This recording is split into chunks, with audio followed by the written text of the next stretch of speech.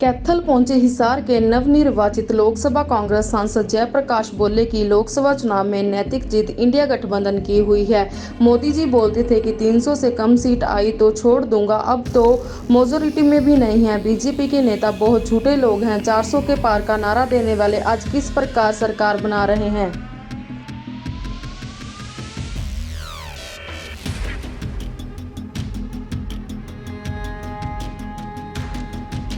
नया चुन के आया हूँ तो मेरा भी करेंगे।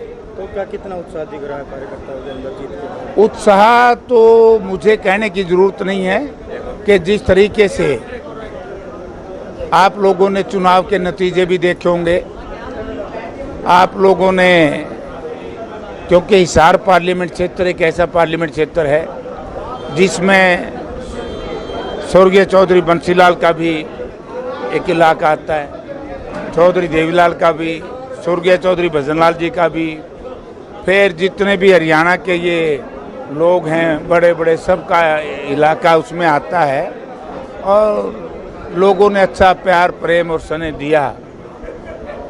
तो हिसार के लिए क्या कुछ प्राथमिकता रहेगी आपकी? देखिए, हिसार के लिए नहीं, एक लड़ाई है बड़ी भारी, क्योंकि सबसे बड़ा हमारा एक लड़ाई है कि 1.25 साल तक इस देश का किसान सड़कों पर बैठा रहा और ये ठीक बात है कि माननीय प्रधानमंत्री जी ने माफ़ी तो मांग ली, लेकिन मैं मामला लोकसभा में जरूर उठाऊंगा कि ये रिस्पॉन्सिबिलिटी फिक्स होनी चाहिए, किसकी गलती की वजह से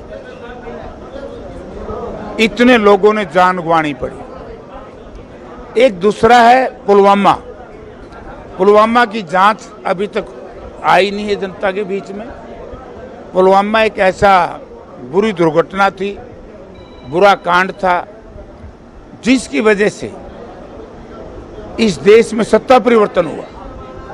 जब इतना बड़ा काम देश में हुआ है तो उसकी जांच, उसके दोषी कौन हैं, देश सीमाओं के अंदर हैं, सीमाओं के बाहर हैं, कौन है, क्या है, कैसे आए, जो इंटेलिजेंस थी वो क्या कर रही थी, सिक्योरिटी क्या कर रही थी, आईबी क्या कर रही थी, रो क्या कर रही थी, ये सारी बातें जनता के सामने आनी चाहिए।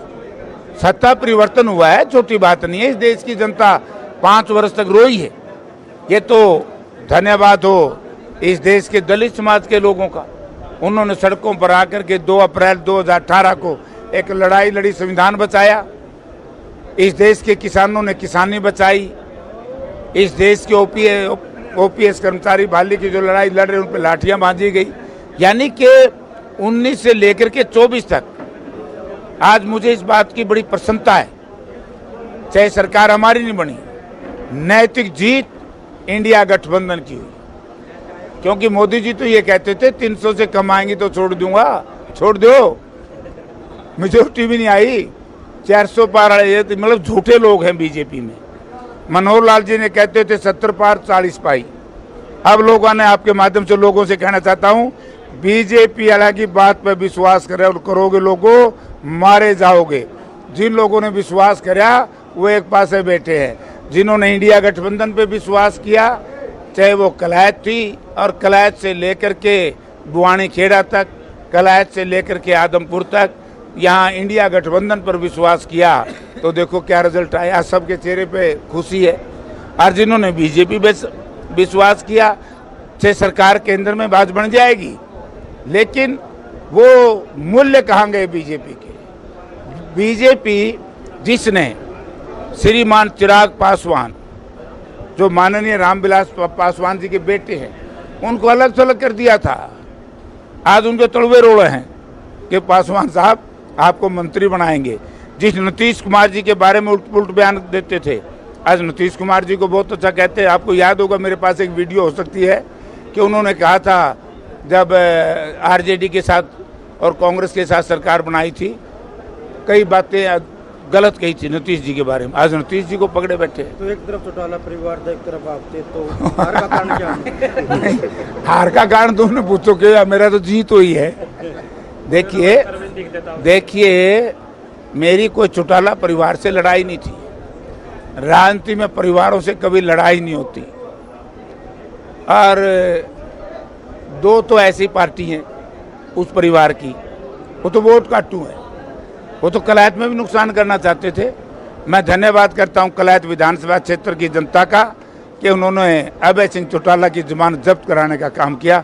ये है ही जमानत जब्ती के काबिल। हमसे कुछ गलतियां हुई हैं। हमने एलनाबाद बाई इलेक्शन में लोगों ने भावना में बह करके इसको जितवा दिया था। आपको मालूम है 2 महीने के बाद ही बीजेपी की गोदी में जाके बैठ गया था। अभय चौटाला की पार्टी वोट काटू, जेजेपी वोट काटू, और दोनों ने रणजीत सिंह का साथ दिया। और रणजीत सिंह के बारे में तो मैं क्या बताऊं, लोगों को पता ही है, विश्वासघाती आदमी है, दगाबाज है, जनता के साथ बड़ा धोखा किया है। और वही जो मैं आदमपुर के बारे में बार बार कहता था, इससे झूठा, इससे धोखेबाज आदमी मिल नहीं सकता। बाई इलेक्शन में मुझे हराने के लिए 3,500 पोल खड़े कर दिए डाणियों में कनेक्शन देने के लिए। 5 गांव को मालिकाना हक देने की घोषणा कर दी रणजीत सिंह ने, करी थी। मंत्री था, इसलिए तो आदमपुर में हराना बुरी तरीके से, और पहली बार आदमपुर में हम जीते। तो इन लोगों को सबक सिखाया है, परिवार को नहीं। ये तो जनता ने सिखाया, परिवार को सिखाया। जनता जाने, इनका परिवार जाने। मेरी जनता ने मौज कर दी।